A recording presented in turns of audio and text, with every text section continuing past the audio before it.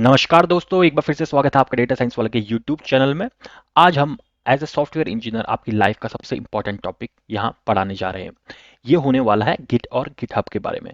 देखिए, यदि आप एक सॉफ्टवेयर इंजीनियर हैं तो आपकी लाइफ में ये समय आएगा ही आएगा जहाँ पे आपको साथ में कई लोगों के साथ काम करना होगा और वहाँ आप गिटहब का इस्तेमाल करेंगे। तो इसके लिए आपको पता होना चाहिए कि गिट क्या होता है, गिटहब क्या होता है, गिट्स की क्या बेसिक कमांड होती हैं, उनको हम कैसे एग्जीक्यूट करते हैं, कैसे हम अपने लोकल्स में जो चेंज करते हैं उसको हम रिमोट में रिफ्लेक्ट करा सकते हैं, या रिमोट में जो चेंजेस होते हैं उसको हम अपने लोकल पे ला सकते हैं। इसी तरह के बहुत ही अच्छी जानकारी आपको इस वीडियो में मिलने वाली है। तो शुरुआत करते हैं बेसिक डेफिनेशन से। मैं डेफिनेशन के अलावा आपको कुछ एग्जाम्पल भी बताऊंगा ताकि आप बेहतर रूप से इसको याद कर पाए और लंबे समय तक के लिए याद भी रख पाए।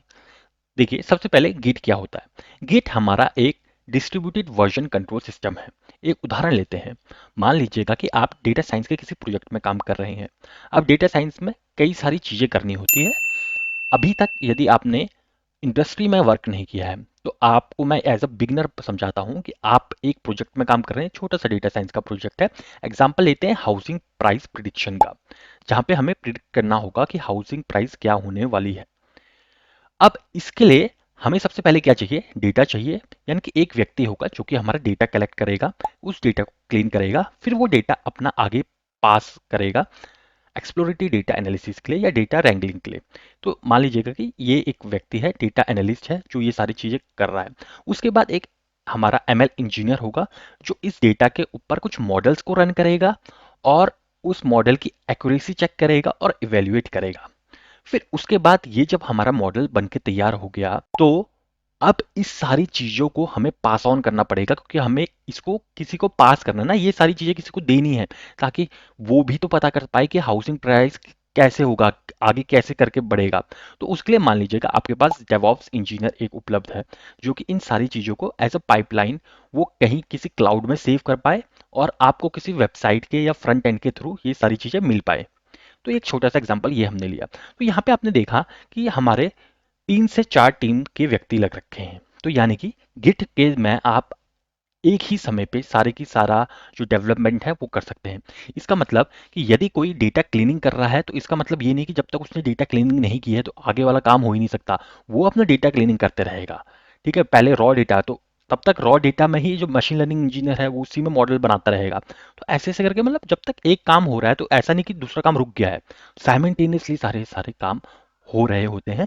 तो ये एक ऐसा इन्वायरमेंट हमें यहाँ पे प्रोवाइड करता है। इसके अलावा ये एक वर्जन कंट्रोल सिस्टम भी होता है।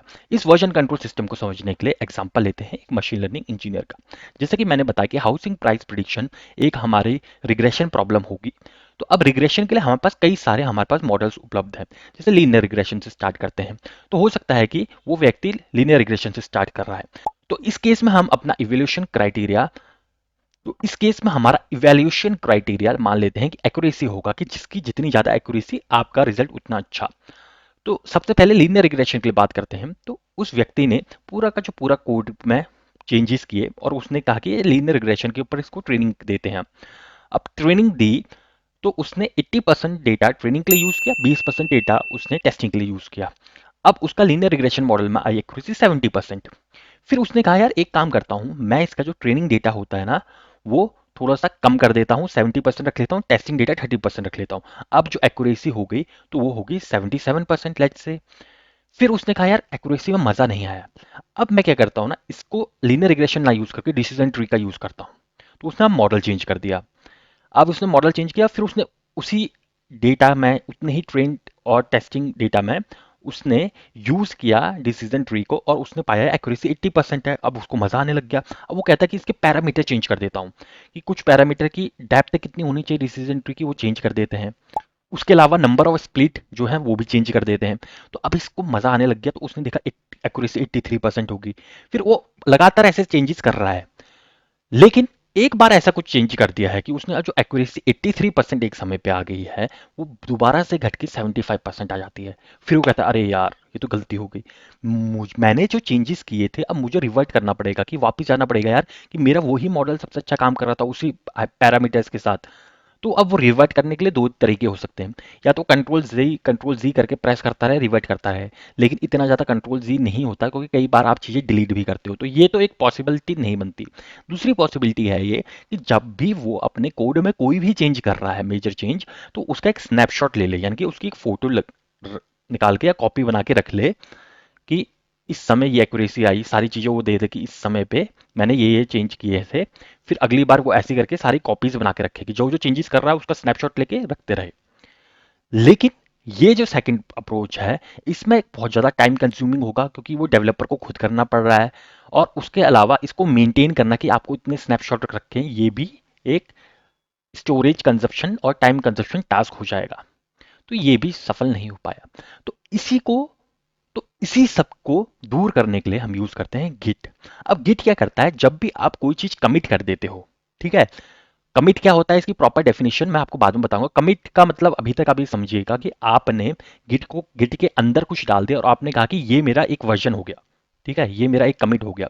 तो V1 नाम से आपने कुछ कमिट कर दिया और वहां पे वो वर्जन सेव हो गया। अब उसके बाद उसके ऊपर कोई भी चेंजेस करोगे, फिर दोबारा कमिट कर दोगे तो V2 नाम से सेव हो जाएगा, मान लीजिएगा ऐसा। फिर कोई भी चेंज करो तो V3 नाम से सेव हो जाएगा।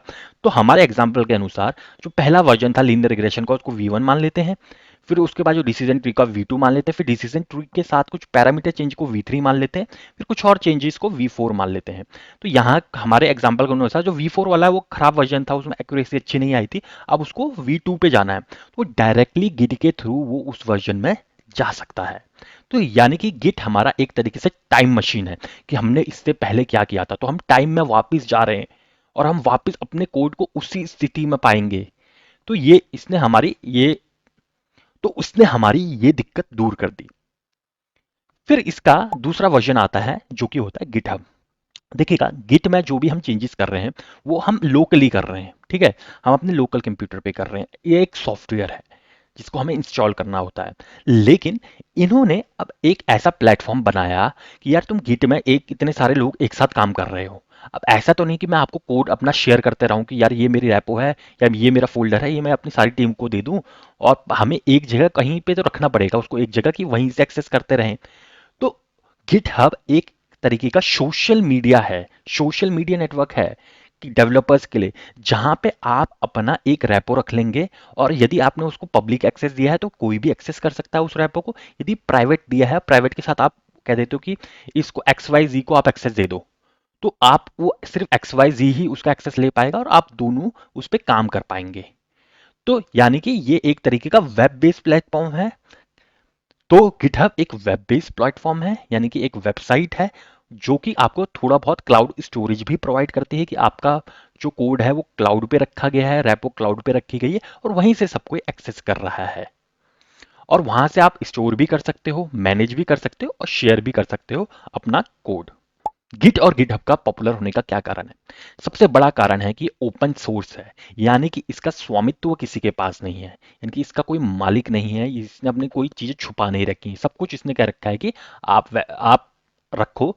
ये ओपन सोर्स है, इसमें हर कोई कंट्रीब्यूट कर सकता है। ओपन सोर्स का मतलब ऐसे समझिए कि हमारे पास कई लोग आए एक ही थिंकिंग के, और उन्होंने कुछ चीज डेवलप कर दिया और उन्होंने कहा कि हम इसको पेड नहीं करेंगे, हम इसको फ्री ही रखेंगे, और वो सबके लिए फ्री में उपलब्ध है। तो वो हुआ ओपन सोर्स। जैसे कि एक एग्जांपल देता हूँ, सबसे पहले जब ओपन एआई या फिर जिसको आप चैट जीपीटी आम भाषा में कहते हैं, ये क्या था, एक ओपन सोर्स सॉफ्टवेयर था जब स्टार्टिंग में आया था। लेकिन कुछ लोगों के बीच में लालच बढ़ा, तो अब उन्होंने ओपन सोर्स ना रख के, अभी तो कुछ फ्री वर्जन है कि आपको 10-12 प्रॉम्प्ट ही फ्री में यूज करने के लिए देता है, उसके ज्यादा आप यूज करोगे तो वो कहेगा यार आप एक काम करो, आपने इस समय सीमा में इतने आपने प्रॉम्प्ट यूज कर ले, अब आप इसको ना पेड में यूज करो, ठीक है, पेड सर्विस इसकी लो। तो ओपन सोर्स का मतलब तो ये है कि यार आपने जो दे रखा है वो कंप्लीटली आप लोगों के लिए ही है, पूरी तरीके से आप लोगों के लिए है, इसमें कुछ छुपाया नहीं गया है। उसी तरीके से गिट हब एक ओपन सोर्स सॉफ्टवेयर है, और ये सबसे ज्यादा वाइडली यूज है। मोस्ट ऑफ द 90% कंपनीज में गिट और गिटहब ही यूज किया जाता है वर्जन कंट्रोलिंग के लिए और कोलैबोरेशन के लिए। और तीसरा कारण है कि गिट और गिटहब बहुत ही इजी है, यूजर फ्रेंडली है, इस वजह से ये इतना ज्यादा पॉपुलर भी है। तो इन्हीं सारी खूबियों के कारण हम गिट और गिटहब का इतना इस्तेमाल करते हैं। अब देखिएगा, यदि अभी तक आपने अपने गिटहब का अकाउंट नहीं बनाया है तो सबसे पहले कुछ स्टेप्स हैं वो आपको फॉलो करने होंगे। यदि आपने बना रखा है तो आप इस पार्ट को स्किप कर सकते हैं अगले 2-3 मिनट के। देखिए, सबसे पहले हमें गिटहब की वेबसाइट में जाना होगा, जहाँ के साइन अप का पेज मिलेगा। वहाँ आपको अपनी पर्सनल डिटेल डालनी होगी, जैसे कि यूज़र नेम हो गया। ये यूज़र नेम आपका अपना यूज़र नेम होगा, जो कि गिटहब के अंदर जैसे आपको इंस्टाग्राम आईडी होता है ना आपका, तो वैसे ही ये यूज़र नेम भी होगा। उसके अलावा आपको एक वैलिड ईमेल एड्रेस देना होगा, जैसे हम इंस्टाग्राम में भी देते हैं, एक ईमेल एड्रेस या फ़ोन नंबर के ऊपर वैलिडेशन करते हैं। और तीसरा, हमें एक पासवर्ड रखना होता है। तो उसके बाद जब हम पासवर्ड रख लेंगे तो उसके बाद आपका अकाउंट रीडायरेक्ट होगा और वहां पे आपको अपना एक कैप्चा डालना होगा, ताकि वो वेरीफाई कर पाए कि आप एक ह्यूमन ही हो, कोई बॉट इंटरेक्ट नहीं कर रहा है गिटहब के साथ। उसके बाद आपके पास प्लान्स की डिटेल आएंगी। आप यदि बिगिनर हो या आपकी खुद की कोई कंपनी नहीं है तो फ्री वाला प्लान ही लीजिएगा, ये मेरा अनुरोध रहेगा आपसे। और इस हिसाब से आपका गिटहब का अकाउंट सेटअप हो जाएगा। बाकी बहुत ईजी है, आप कर सकते हैं। कोई रेफरेंस वीडियो देखना चाहते हैं तो वो भी देख सकते हैं, यूट्यूब में बहुत सारी रेफरेंस वीडियो उपलब्ध है। तो आपने एक बार अपना गिटहब का अकाउंट बना लिया, उसके बाद आपको गिट को भी इंस्टॉल करना पड़ेगा। देखिए, गिट आपका, जैसे मैंने बताया, एक सॉफ्टवेयर है जो आपके लोकल मशीन यानी कि लैपटॉप या पीसी में आपको इंस्टॉल करना होगा। इसका भी बहुत ही आसान है इंस्टॉलेशन गाइड। आप इसको विंडोज, मैक और लिनक्स तीनों के लिए आप यूज कर सकते हैं। इसकी कमांड्स आपको स्क्रीन में दिखाई दे रही होंगी। जब आप गिट इंस्टॉल कर लेंगे उसके बाद आपको कॉन्फ़िग करना होगा। कॉन्फ़िग का मतलब बेसिकली ये होता है कि आपको अपने गिट को बताना है कि यार, मेरे जो गिट है ये मेरे गिटहब के अकाउंट के साथ लिंक होना चाहिए। ठीक है, तो जो आपने पिछले बार गिटहब के अकाउंट में यूजर नेम डाला था, वही यूजर नेम आपको ऐसे डालना होगा, जहां पे आपको लिखना होगा git config dash dash global user name. उसके बाद उसके बाद अपना यूजर नेम। उसी तरीके से आपको ईमेल एड्रेस भी अपना बताना होगा। सेम आपको लिखना होगा जैसे यहाँ पे स्क्रीन में दिखाई दे रहा है, git config dash dash global user name email, और वहां पे अपना ईमेल एड्रेस आप डाल सकते हैं। उसके बाद यदि आपको चेक करना हो कि आपका जो इंस्टॉलेशन है वो प्रॉपरली हुआ है या नहीं हुआ है, तो उसके लिए आप गिट डैश डैश वर्जन का इस्तेमाल कर सकते हैं। इसके अलावा आपने जब एक बार गिट को इंस्टॉल कर लिया, आपको वीएस कोड भी इंस्टॉल करना होगा। यदि अभी तक आपने वीएस कोड इंस्टॉल नहीं किया है तो मैंने आपको डिस्क्रिप्शन में लिंक दे रखा है, आप वहां से वीएस कोड डाउनलोड कर सकते हैं। अगले भाग में हम देखेंगे कि किस प्रकार से हम गिट और वीएस कोड के द्वारा हम रेपोजिटरी क्रिएट करते हैं, और गिट की कुछ बहुत ही फेमस कमांड्स के बारे में भी जानेंगे। डेटा साइंस वाले को अपना कीमती समय देने के लिए बहुत बहुत धन्यवाद।